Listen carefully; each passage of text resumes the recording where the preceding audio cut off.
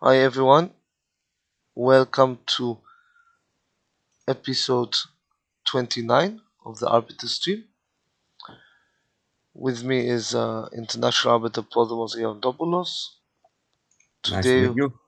we have an important topic which is going to be about appeals, how to do an appeal, how to complain, and also about the anti-cheating complaint procedures. Okay, because these are two things that many players get wrong, and it is something that players must be aware of so that they can do it properly. Let's start. Hello everybody. Πρόδρομος Γεροντόπουλος from Thessaloniki, Greece. International arbiter, national elector is here. And Mark, you can introduce our 29th episode. Here you Yes, are. so we're going to look at the the FIDE handbook. This is chapter C, general rules and technical recommendations for tournaments, number 11, appeals committee rules. It is applied from the 1st of January 2023. So there have been some changes. Now, first of all, this is a procedure that should all competitions should try to follow. Okay, so the composition of the appeals committee should be consisting of one chairman and two members of the appeals committee and two reserve members. I would say should be appointed. Why? Because maybe one of the members of the appeals committee is not possible to be a member. So here it says that the commission that the tournament under the ages will nominate the following to the FIDE president. But this is only for FIDE top tournaments. For local tournaments, all of them will be selected. Okay? Also, do you have any relation with the players that have the Yes, in appeal Cyprus selection? we do same club, not same federation, because everyone is from the same federation. So it's same club as one of the members. Okay?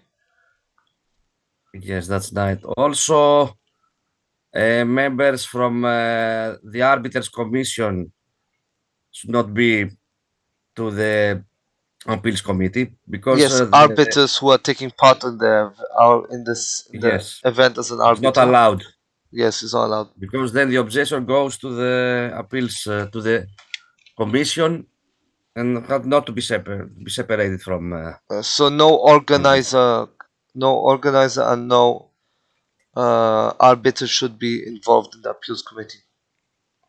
That's right. It is only mandatory for the chairman to be present at the venue. So the other members can be away and not be at the venue, but the chairman must be present at the venue. Okay? Yes.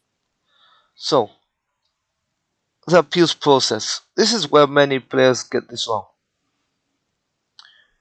Any individual, a player is allowed. Otherwise, a player may appeal. Unless the player is under 18. If the player is under 18, it must be submitted by the player's parent, guardian, or head of delegation. In a team event, it's the captain who can submit an appeal. The appeal must be in written form. So if in case they cannot write the appeal due to a disability or for medical reasons, then it can be written by an assistant. Okay? Yes. The appeal must be made by somebody directly impacted by the situation. Okay? Appeals must be submitted in writing within the following time frames. Okay? After the round or the particular infringement. So if it's a standard tournament, usually it's a 1 hour after the game. If it's rapid or blitz, it's 15 minutes. Yes. Okay. Then we have the appeal must be written in English. This is Very a FIDE competition, of course. yes. In Cyprus, we allow it also to be written in Greek. Okay, in Greek or in English. There must be an appeal fee that must be paid within the time frame. This is usually set, I think, at 100 or 200 euros. Yes, the appeal fee. In Greece, how much is the appeal fee at tournaments? What about Mark in Greece? I said in Greece, how much is the appeal fee? How much do they pay to make an appeal? It depends on the organizer. It's not something Okay, in Cyprus we do similar it in something 50 standard. euros. Yes. The fee, it depends on the competition. Okay, so the appeal, 50 euros, 100 euros, it depends. If it's an international competition or national, it's not the same.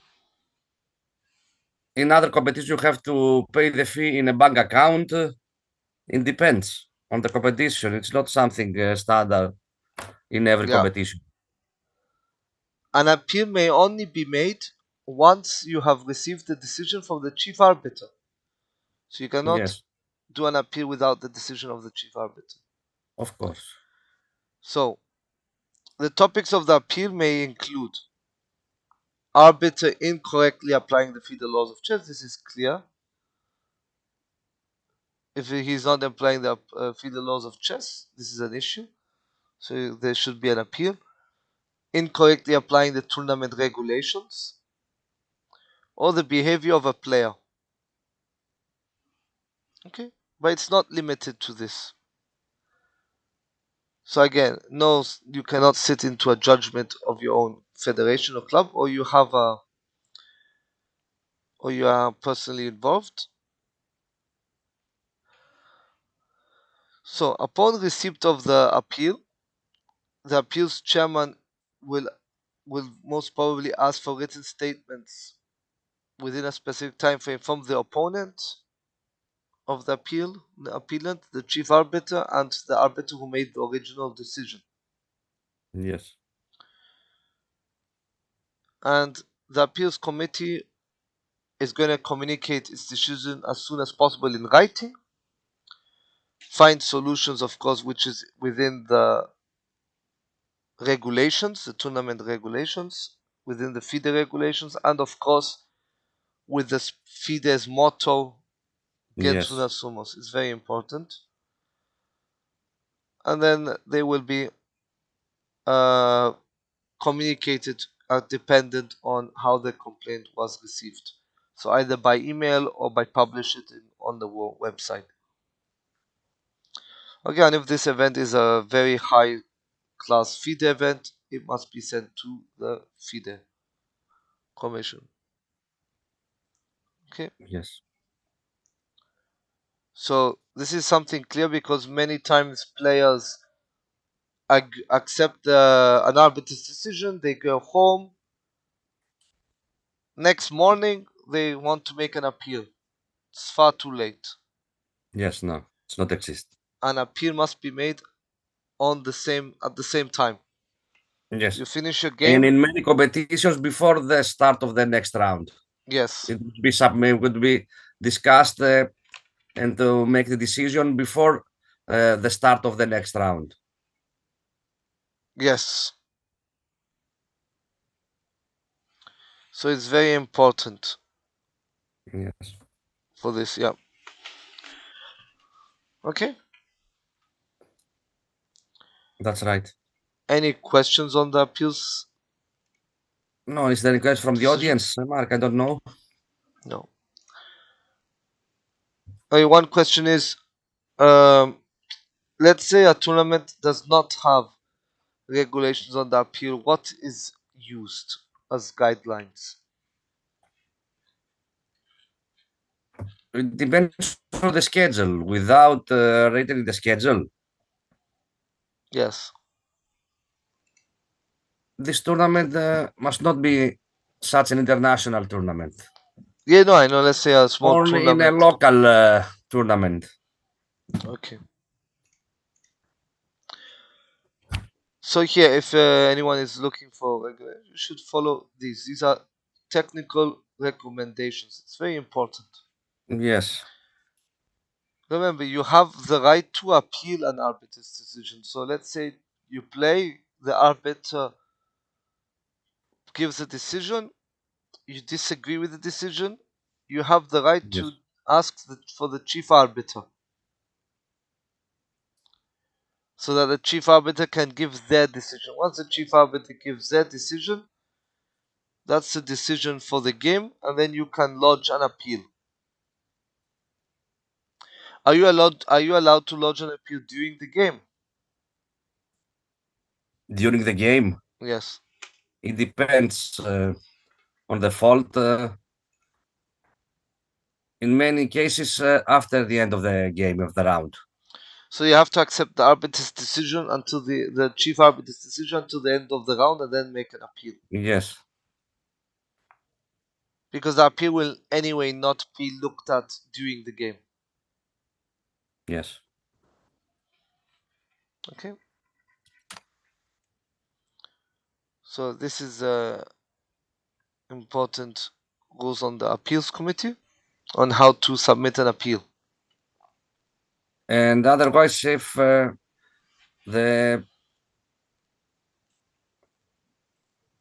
let's say just a minute to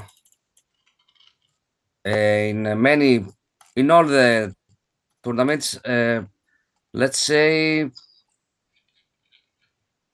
the fee of the objection is set. In case the objection is upheld, the fee is returned. Yes, if you're found to be correct, yes, then the fee will be returned. Yes, of course. Yes, the fee will be returned. But if it's rejected, usually it's not returned unless they see Yes, that goes to the organizer. yes, unless they think that Yes. your appeal was acceptable. Yes. Yeah. Okay. Let's continue. We're going to go through the anti-cheating regulations now a bit. We're not going to focus on Yes. the measures. We're going to focus mainly on how to file a Which article? complaint. Yeah. In which article, Mark, do you want to focus? It's the anti-cheating regulations from the administrative subjects, chapter 9. Anti-cheating regulations.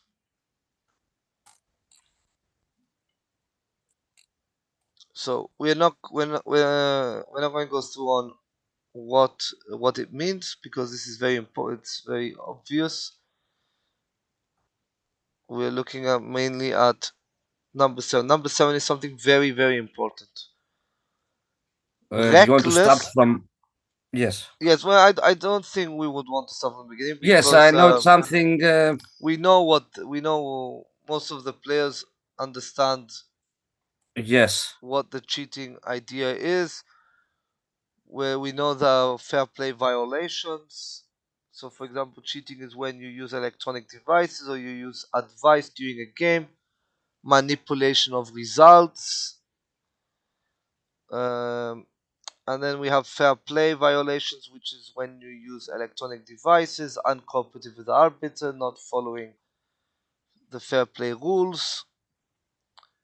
Online technical is when you're violating with disconnection, something other like this.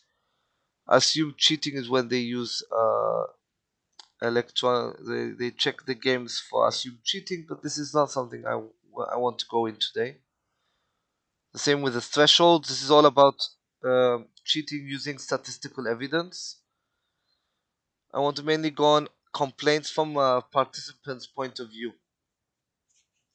From this false accusation, from Yes, this. so let's go with number 1, false accusation. It's very important.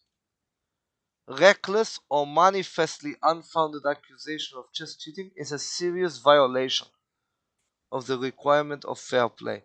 What does reckless or manifestly unfounded accusation mean?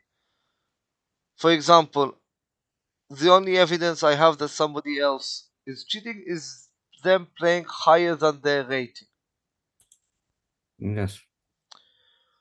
For example, I'm playing someone who's 1300 and they beat me and I'm 1800. And I accuse them of cheating just because they were 1300. How could they beat me? This is manifestly unfounded. Why? Because I have no other evidence supporting that he's cheating. They are cheating. Okay? Yes. Reckless is also I accuse a player after a game, you're cheating, without even having any kind of evidence. This is reckless. And this is abuse of freedom of expression that is prohibited by the Fide Ethics and Disciplinary Code. So we need to watch out the way we behave when we Yes. have any kind of suspicion. Okay? It's very important. Okay?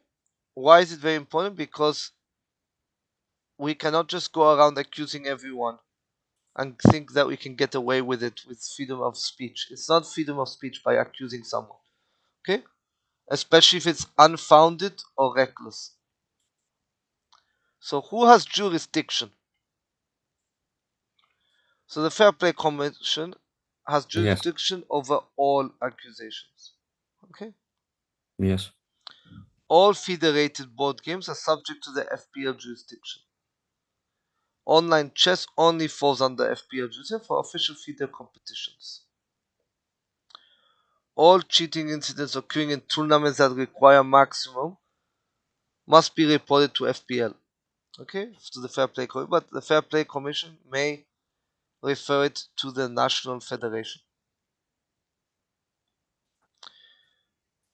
Cheating incidents occurring in tournaments that require standard levels of protection are referred to national federations, except where the incidents are affecting the award of a title or involves a titled player.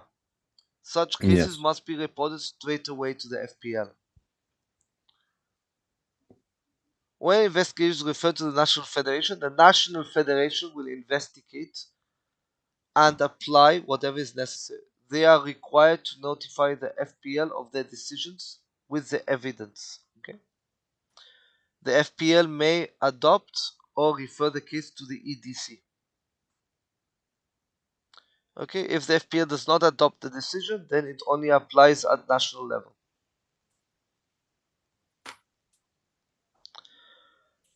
Okay, Yes. so let's look at complaints. Now, Yes. there's two types of complaints, very important: in tournament and post tournament. In tournament is during a tournament, post tournament is after tournament. There's two differences. In the tournament, there is less there's less evidence required than after the tournament. And this is for two reasons. One, because during a tournament, it can be basically assessed during the tournament. After tournament, the tournament is already over. So the evidence must be sitting there. Otherwise, in an in tournament, you can gather evidence during the event. Now, investigations. This is when the chief arbiter decides there has a report, either FPL initiative or the request by EDC or any body of FIDE. Who can complain? Anyone with a FIDE ID may complain. Okay? Yes. If you do not have a FIDE ID, you cannot complain. All complaints must be submitted in writing and addressed, okay, to the FIDE office. In and post tournaments must be filed via the relevant complaint form. So when you go here to the FIDE handbook, you can find the tournament complaint form. So here in the tournament complaint form, you file your complaint, who is the responding, description of facts and attachments. Okay? So Yes. please provide a brief account of why you think that anti-cheating regulation has been breached. Okay? exact details, and the names of the chief arbiter and all this, okay? You are recommended to provide a full description as a separate attachment for your own benefit. And if you're going to attach a chess file, it should be in PGN, okay? And then it's a then it says here about the data control protection, okay? Now, when it's a post-tournament complaint form, Yes. we see much more details. Again, your details, complainant, Description of the respondent, fact, yes. brief description of facts, and now it starts asking for engine check results. Yes. You have to have the engine from the organizer, not any other engines. Yes. We have to mention here, Mark, that all the anti-cheating measure and control are made from only from the organizers, not from Yes. any other persons. Yeah. Only the organization committee has And the it right asks to here that make you the need to anti-cheating provide control. details of software, hardware used, and provide a description of findings. You are recommended to provide a full analysis as a separate subject. Okay, Yes. so let's go back to the regulations. So these are forms that need to be fulfilled. Must be filled in submitting writing. In and post to complaint must be filed via the relevant complaint. If a complainant does not meet this requirement, the complaint will be asked to submit the form within a specified period of time. If this does not happen, the complaint shall be inadmissible. Okay? Yes. The complaint shall provide all the information required and must detail the reasons why the complaint is being made. Any oral or informal complaints are not accepted. Yes. Very important. I cannot go to the arbiter and tell the you know what? Can you please check this player? Yes, that's right.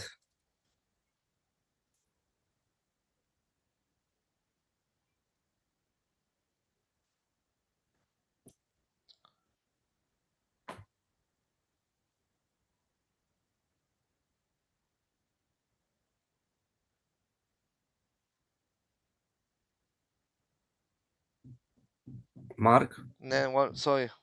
Yes. Okay.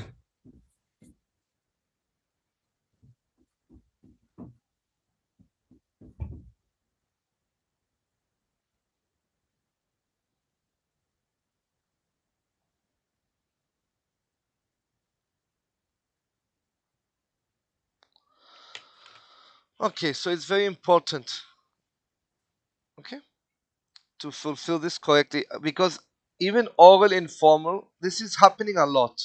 I have this a Yes. lot with a lot of players especially after they lose. Are you sure this player is not cheating? Can you please check them?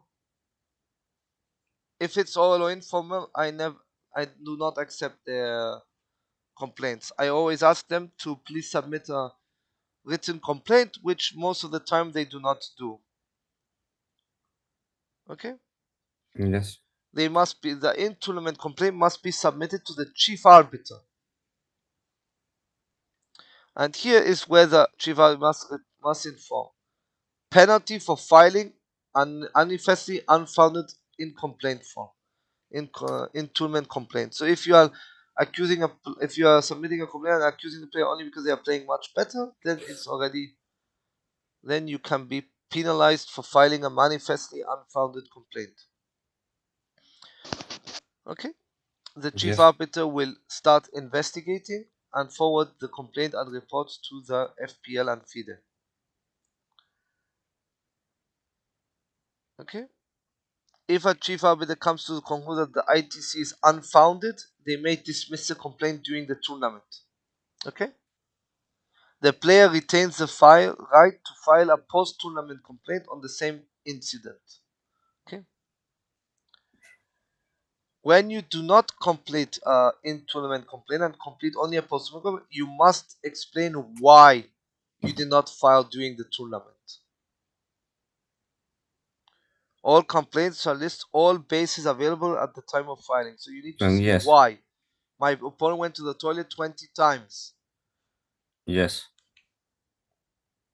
Okay, my opponent was talking to this player. Things like this. Okay, again it says all complaints based solely on the assumption that the person is playing stronger than expected due to their rating is considered manifestly unfounded. Yes. This is very important. Ratings are statistics of previous games. It is not telling you the level of a player. You can play a 1400 rated player who has been 1400 for the last 3 years because they have not played a Fide rated game. So it's very important not to accuse someone based only on their rating. And of course, the FPL may investigate just because of a piece of information that has come to its knowledge. Okay? And of Yes. course, the FPL can start an investigation due to false accusations as well. When an investigation is triggered by a request by EDC or any other body or Fide, the FPL shall act as a fact-finding committee. All information, complaints, and investigations will be submitted to the EDC. Again, it says here, all information shall remain confidential. You cannot go around accusing players. Yes. Okay, because this is not appropriate. This is it's the same with in the legal things. You cannot spread legal when you are in a case, the details about the legal case that is ongoing. You have to wait until the case is over. Okay, so the FPL will investigate. They will hire an investigatory panel. An investigator will be nominated to investigate it. They will. This is just so that they know. They will be. Everyone will be required to cooperate. Players, organizers, arbiters, national federations, anyone involved needs to be cooperative and cooperate. Failure to do so will be punished by the Ethics Commission. Okay? And again, there's a standard of proof and the burden and standard of proof that are governed by the Ethics and Disciplinary Code.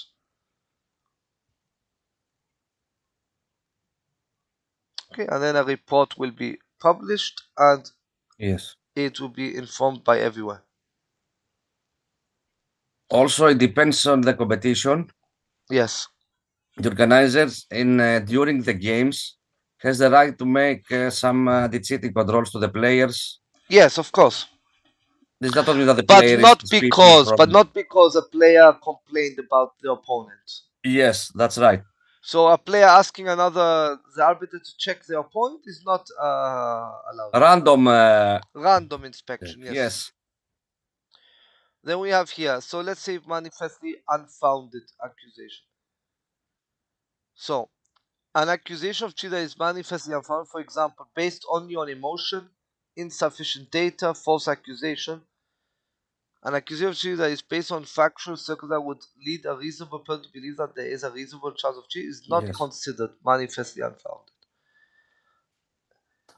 If a reasonable person will not be able to chance of cheating, it is considered manifestly unfounded. Okay? Yes. The complainant can receive a warning by the FPL. In particularly severe cases, the FPL will forward the case to EDC.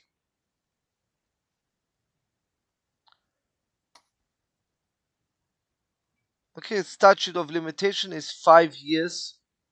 Okay. In online events, it's only 1 year after the last round of the tournament in question. Okay. Yes. And this is about the anti-cheating complaints.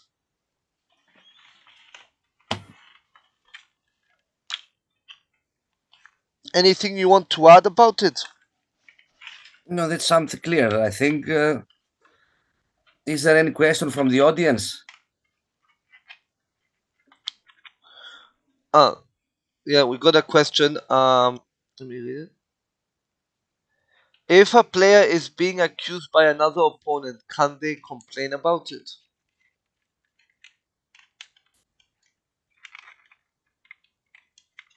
Could you repeat it, please? If a player is being accused by another player, can they complain about it? It depends on the reason. What about because he's playing overrated moves from his own elo rated? It depends on the reason. Maybe to make some complaints to the arbiter because his opponent go for many times to the toilet. No, let's say Just to check. the opponent, the player who's being accused, is complaining that the other opponent is accusing them. Yes. Also, and this has happened. Yes. Without evidence. How you accuse without evidence? No, just that the opponent is being told by the player. For example, a player is telling another player, "You're cheating," and the player wants to complain about it.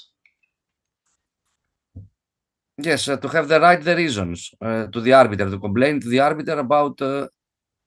That the player is not allowed to tell the other opponent, "You're cheating." He should file a complaint and leave it alone. Yes. Yes. And to tell the reason to the arbiter. Yes, and not to communicate with the opponent all the time No, about it. no, no, no. Doesn't not have the right to do that. Yeah. Otherwise, they are violating this here. Uh, Yes, they are doing this not manifestly unfounded, reckless accusations. yes, They're recklessly accusing a player. Okay, we don't have any other questions. yes. I think it's that clear. Yes, a Also, very antecedent interesting. controls made man to man and woman to woman Yes, in specific rooms in every competition. we have also there's a very interesting article in the Arbiters corner Yes, about the experience of a fair play officer at the U20 World Championship. yes,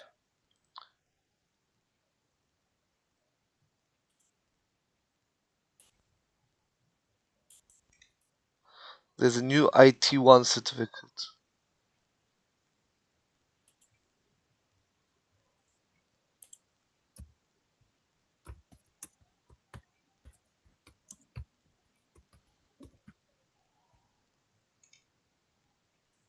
So here, my experience as a fair play officer at the Sardinia.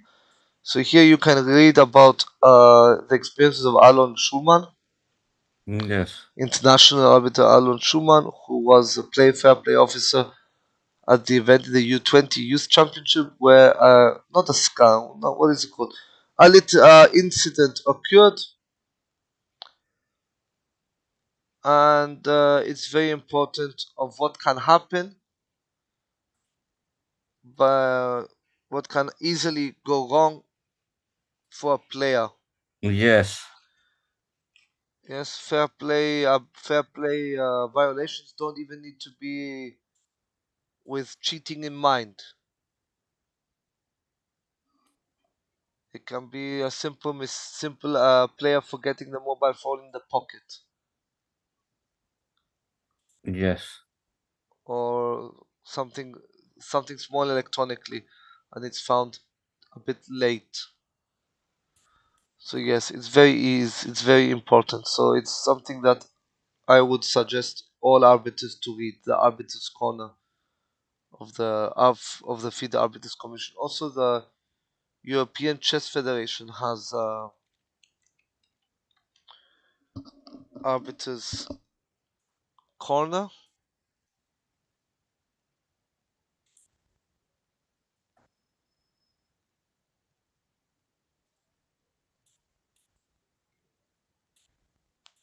So, for example, here with the Arbiters Council,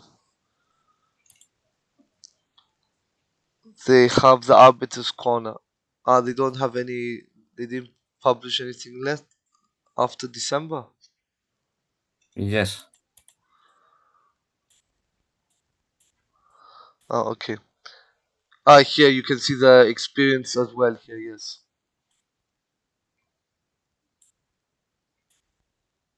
So it was published in Arbiters corner of December or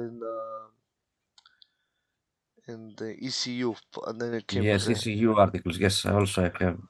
Yeah. So here the Arbiters corner is ECU has a lot of topics that are very good.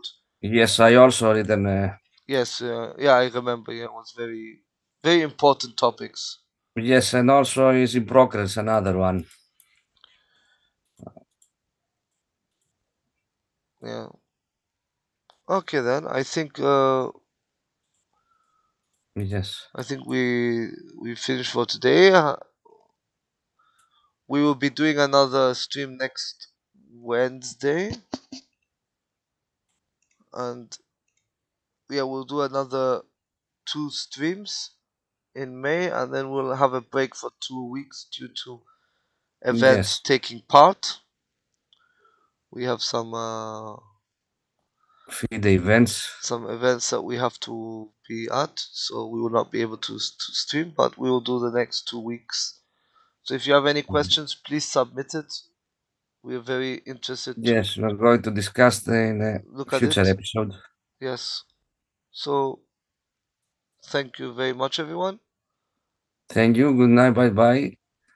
Have a Thanks nice for watching evening. and for the support from Makis Gerodopoulos and Mark Bryan.